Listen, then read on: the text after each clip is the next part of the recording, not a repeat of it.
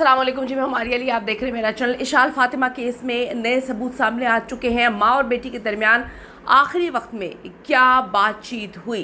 4 लड़के 2 लड़कियां, फ्लैट में 4 दिन और 3 रातें, आखिर वहाँ पर क्या कुछ होता रहा। किसी को इल्म नहीं था कि माइनर टीन एजर्स वहाँ पर मौजूद है। इशाल फातिमा की फैमिली से बाहर शादी पर एतराज़। पुलिस से वालिदैन की बात का यकीन आखिर क्यों नहीं किया। पुलिस को क्या कोई और डिक्टेशन दे रहा है। यह मामला इतना बड़ा है कि पेरेंट्स सब कुछ छुपा रहे हैं और पुलिस कोऑपरेट करने के लिए तैयार नहीं। क्या चीज़ें आज की वीडियो में जो है इसका पोस्टमार्टम करेंगे। रिक्वेस्ट है आप चैनल को सब्सक्राइब करें, हमें आपकी सपोर्ट की बड़ी ज़रूरत है और आपने इस वीडियो को आखिर तक मुलाहिज़ा ज़रूर फरमाना है।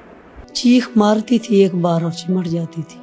मेरी बेटी के चेहरे और जिस्म पर बहुत ज़्यादा तशद्दुद थे, हर जगह तशद्दुद के निशानात थे। वालदा की जो आंखों देखा हाल है, उसने इब्तदाई पोस्टमार्टम का जनाजा निकाल के रख दिया है।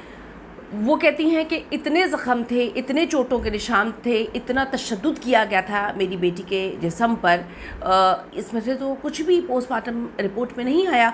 दुआ नामी लड़की का वो पुरस्कार किरदार जो बहुत ज़्यादा मिस्टीरियस होना शुरू हो चुका है हर गुजरते दिन के साथ, जिसने इशाल को धोखे से जो है वो ट्रैप करके हसीब की फुप्पी के घर पहुँचाया। झंकी 17 साल यानी कि माइनर इशाल फातिमा की मौत का मामला अब एक ऐसे मोड़ पे पहुंच चुका है जहां हर गुजरते दिन के साथ कुछ ऐसे नए जो है चौंका देने वाले इंकशाफात सामने आते हैं जो आपको झंझोड़ के रख देंगे। एज अ पेरेंट आप परेशान हो जाएंगे कि हमारे बच्चों के साथ इतना कुछ भी हो सकता है, हमारी बेटियों के साथ, हमारे बेटों के साथ क्या कुछ नहीं हो सकता।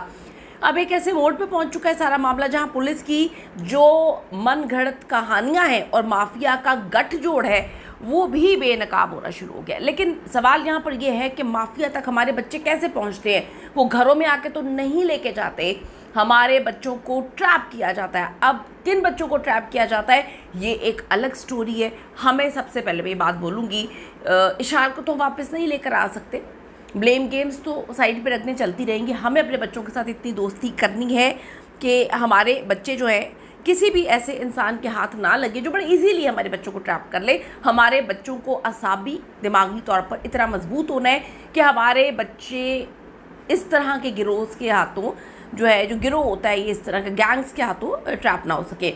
मकतूला की वालदा के तोलरज़ा खेज़ जो इंकशाफात हैं और JIT की तश्कील ने इस केस का रुख बिल्कुल चेंज कर दिया है। ये बात अब सामने आ चुकी है कि 2 हफ्ते कबल भी इशाल फातिमा जो है वो कई रोज़ तक अपने घर से गायब रही और फिर वो घर वापस आ गई। यानी कि जो अभी ट्रैक रिकॉर्ड समझ आ रहा है वो तो हिस्ट्री रही है कि वो बहुत अरसे तक गायब हो जाती थी फिर वापस आ जाती थी। इस पर कोई जो है स्टेटमेंट पेरेंट्स की जानिब से नहीं आई। लेकिन क्या ये इसी ग्रुप के साथ गई थी या वो कोई और माफिया था, अब ये बहुत इंपॉर्टेंट चीज़ है। उनकी वालदा बताती हैं कि जब वो अस्पताल पहुंची तो उनकी बेटी इंतहाई नाजुक हालत में थी। वो बेहोशी और शदीद नकाहत की वजह से आंखों को खोल नहीं पा रही थी। खौफ के मारे बार बार अपनी माँ से चिमट रही थी। हाय बेचारी, कितना कुछ। देखिए, जो लोग कहते हैं इसका अंजाम ऐसा होना चाहिए, बच्चे बच्चे होते हैं, चाहे 17 साल के हों, 20 साल के हों, 22 साल के हों, अपने पेरेंट्स के लिए बच्चे बच्चे होते हैं।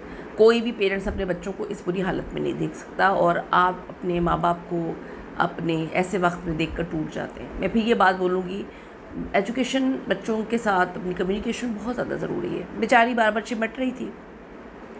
वालदा ने इस इब्तदाई पोस्टमार्टम रिपोर्ट को मुकम्मल तौर पर मुस्तरद कर दिया, झूठ बोल दिया, गलत रिपोर्ट कह दिया जिसमें कहा गया था कि लड़की में तशद्दुद नहीं हुआ।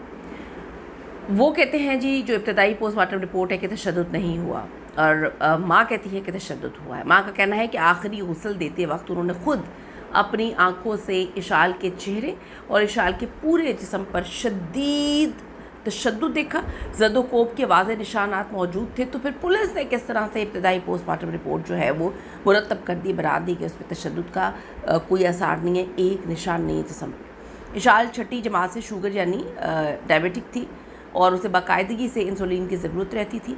4 दिन तक जब उसे हब्से बेजा में रखा गया और उसकी हालत बिगड़ी तो मुलज़िमान ने उसे हस्पताल ले जाने या इंसुलिन देने की बजाय ख़ुद से एक लोकल ड्रिप लगा दी।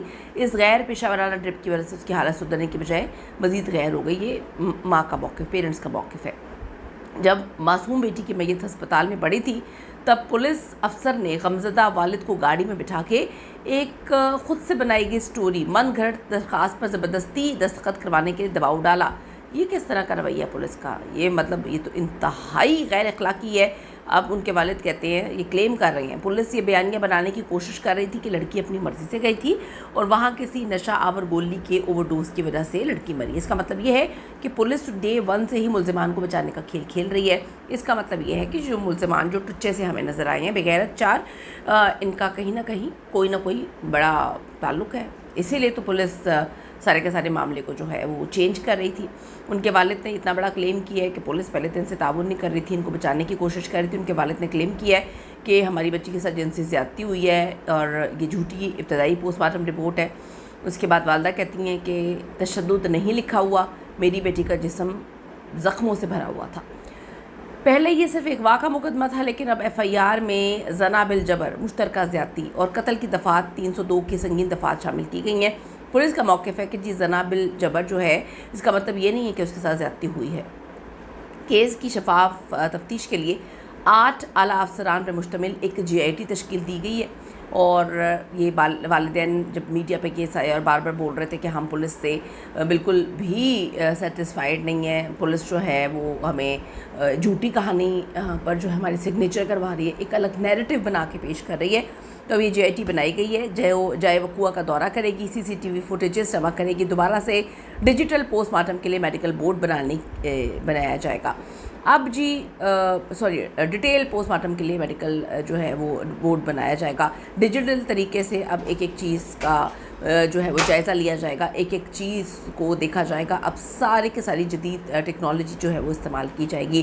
केस के जो 4 मुल्ज़िमान हैं उसमें खलील शामिल है, उमैस शामिल है, हसन हसीब शामिल है। इस वक्त तो हैं तो पुलिस की तहवील में, लेकिन यहाँ दुआ नामी लड़की का किरदार भी सामने आया है जो बड़ा मिस्टीरियस है, बड़ा अजीब सा किरदार है ये। अब बात है जिससे मुबैना तौर पे इशार को धोखे से ट्रैक करवाया था कि वो इस टाइम यहाँ पर मौजूद है और फिर उसको बड़े अरसे से इन्होंने जो है वो ट्रैप किया था। अब ये तो ये वाली अब एक GIT जब इस पर तहकीकात करेगी तो पता चलेगा कि किसने किसको ट्रैप किया, कब से ट्रैप किया गया। अभी जो कहानी सुनाई जा रही है वो ये है कि जी इशार को धोखे से दुआ ने ट्रैप करके हसीब की फुप्पी के घर पहुँचाया था। पुलिस को हतमी DNA और तफसीली मेडिकल रिपोर्ट का इंतज़ार है, जिसके बाद ये फैसला किया जाएगा कि इस खौफनाक अलमनाक मौत में इन मुल्ज़िमान का कितना रोल है। मेरा तो दिल भाई खून के आंसू रो रहा है कि क्या कुछ बर्दाश्त किया गया होगा।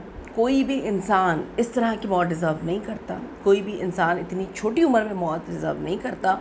हर एक चीज़ की तह में जाना चाहिए और मुझे समझ नहीं आती कि पुलिस पहले इस केस को दबाने की कोशिश क्यों कर रही थी। पुलिस को नहीं पता कि सोशल मीडिया का दौर है और इसमें हर चीज़ जो है वो मीडिया पे आ जाती है और उसके बाद आप लोग जो है कहीं भी मुंह दिखाने के काबिल नहीं रहेंगे। लेकिन फिर भी बकौल पेरेंट्स के पुलिस ने हर तरह से कोशिश की सारे के सारे मामले को ख़त्म करने की और झूठे नैरेटिव बनाने की।